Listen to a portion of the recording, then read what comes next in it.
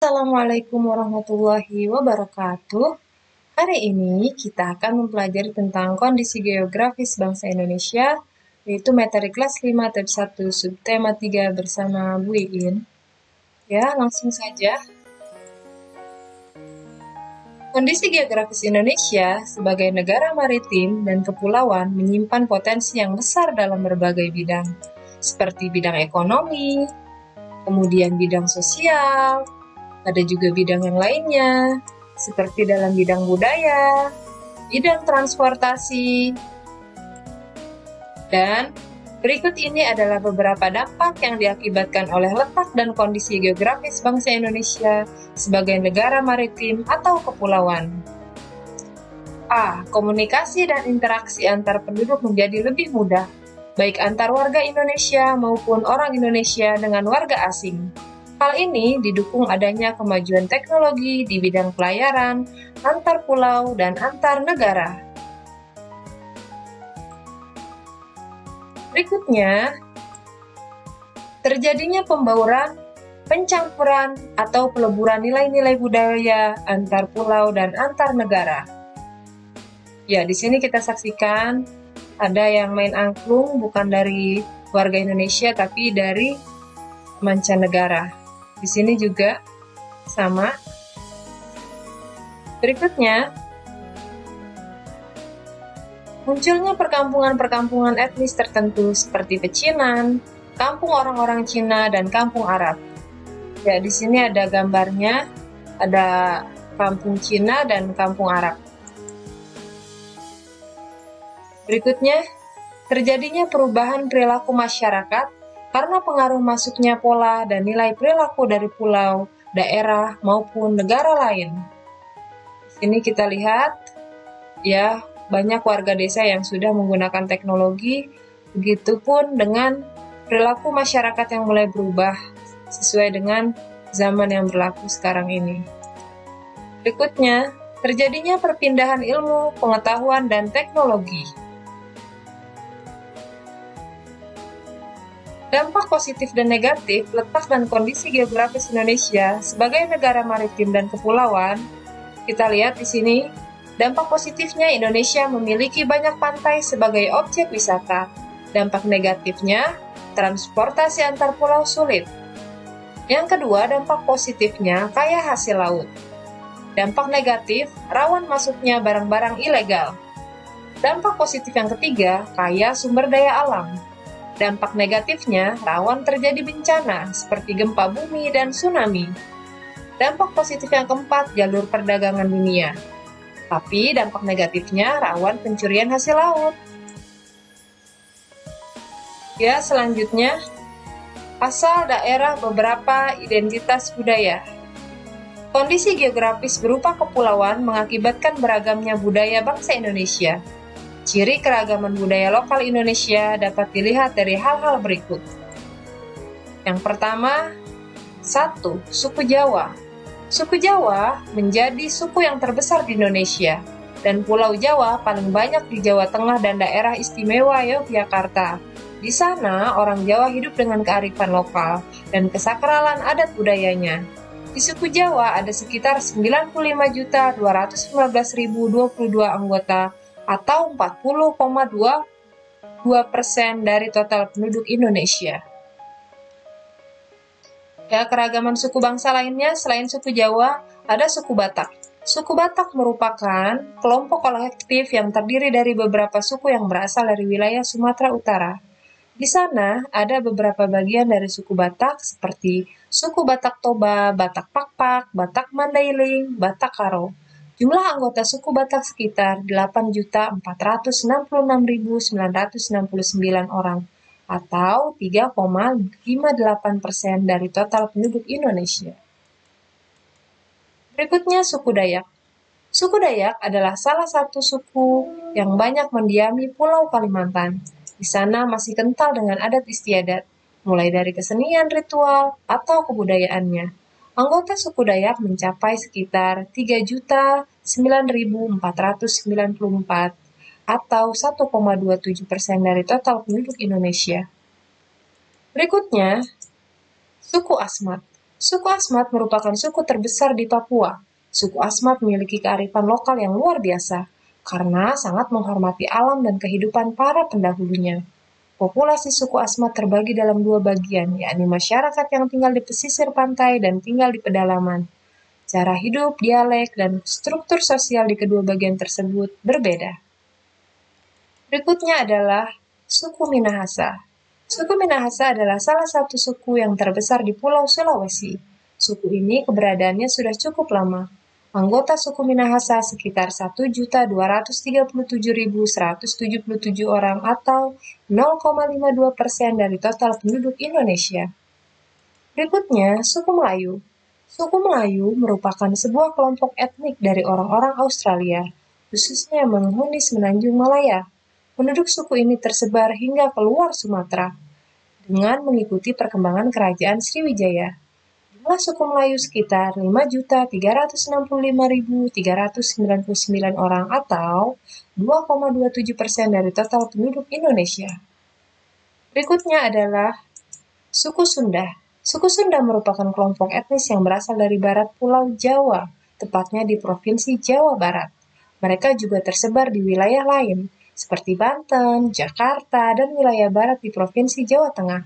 Anggota suku Sunda cukup banyak, mencapai 39.701.670 orang atau 15,5% dari total penduduk Indonesia. Yang ke-8, suku Madura. Anggota suku Madura sekitar 7.179.356 orang atau 3,03% sesuai hasil sensus 2010. Suku Madura berada di Provinsi Jawa Timur, tepatnya di Pulau Madura dan pulau-pulau kecil di sekitarnya. Mereka adalah salah satu etnis terbesar di Indonesia.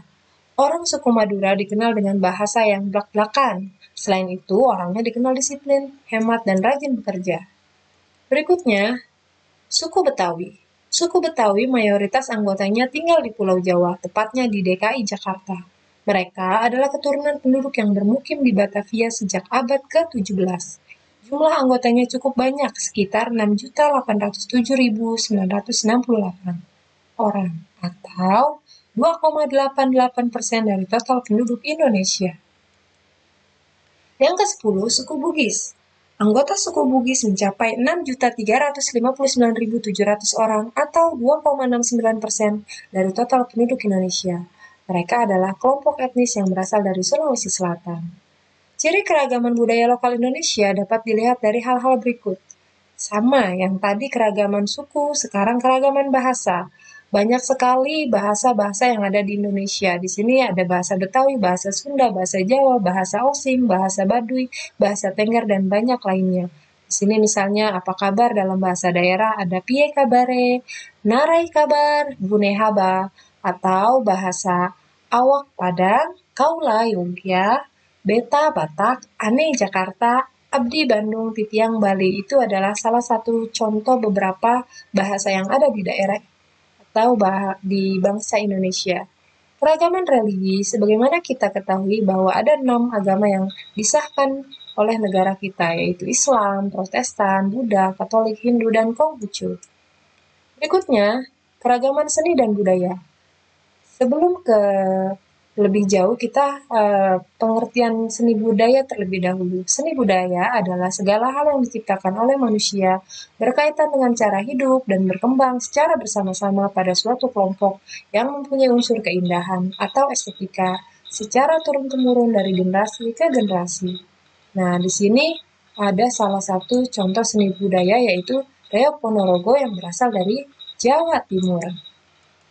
Berikutnya, seni tari dari Jawa Tengah. Ini ada beberapa seni tari yang Ibu ambil dari Jawa Tengah. Misalnya di sini tari Bedaya Ketawang. Tarian tradisional pertama adalah Bedaya Ketawang. Ini yang dari Jawa Tengah. Yang mengandung arti di setiap masing-masing kata Bedaya yang artinya penari wanita dan Ketawang artinya langit. Bila disatukan, Bedaya Ketawang ini mengandung arti penari wanita dari Istana Langit. Nah, seni tari adalah salah satu juga seni budaya yang ada di Indonesia. Tari Gambyong yang ada di Jawa Tengah juga. Ya, berikutnya tari Serimpi. Dan juga ada tari ebek atau kuda lumping yang sangat terkenal. Ya, berikutnya lagi Manfaat keberagaman budaya bagi bangsa Indonesia. Dalam bidang bahasa, bahasa daerah dapat memperkaya perbendaharaan istilah dalam bahasa Indonesia. Ya, di sini ada beberapa kalimat terima kasih atau kata terima kasih ya yang diungkapkan dalam bahasa daerah. Ada turimongga sebe, ada tarimo kasih, tampiase, suksema amanai, atur nuwun, sakalangkong, mulyate, sawugele, dan mungkin kalau thank you nggak masuk di sini ya, di sini bahasa asingnya. Berikutnya ada dalam bidang pariwisata, potensi keberagaman budaya dapat dijadikan sebagai objek dan tujuan wisata sehingga bisa menghasilkan devisa bagi bangsa. Nah, di sini ada banyak objek wisata ya yang bisa menghasilkan devisa ya bagi bangsa dan negara Indonesia. Masukan. Berikutnya, pemikiran yang timbul dari sumber daya di daerah-daerah bisa menjadi acuan bagi pembangunan nasional. Ya, sebagaimana kita ketahui bahwa tiap daerah memiliki potensi masing-masing sesuai dengan daerahnya.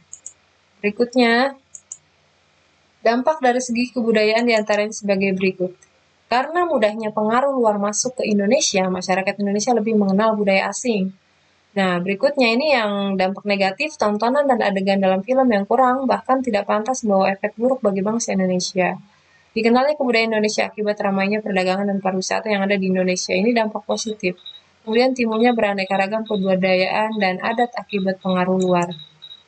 Lanjut lagi, jalur strategis yang bisa digunakan untuk menghubungkan antara pulau satu dengan pulau yang lain adalah jalur laut dan jalur udara. Jalur laut kita bisa menggunakan pelabuhan dan jalur udara kita menggunakan bandara. Nah, bandara atau bandar udara yang juga populer disebut dengan istilah airport merupakan sebuah fasilitas di mana pesawat terbang seperti pesawat udara dan helikopter dapat lepas landas dan mendarat.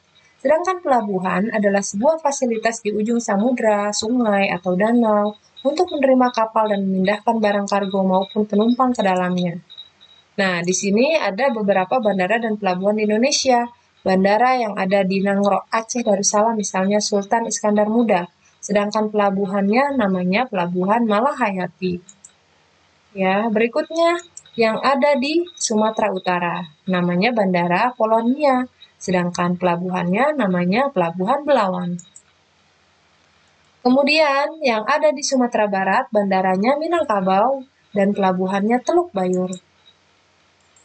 Selanjutnya, bandara yang ada di Jakarta, Halim Perdana Kusuma.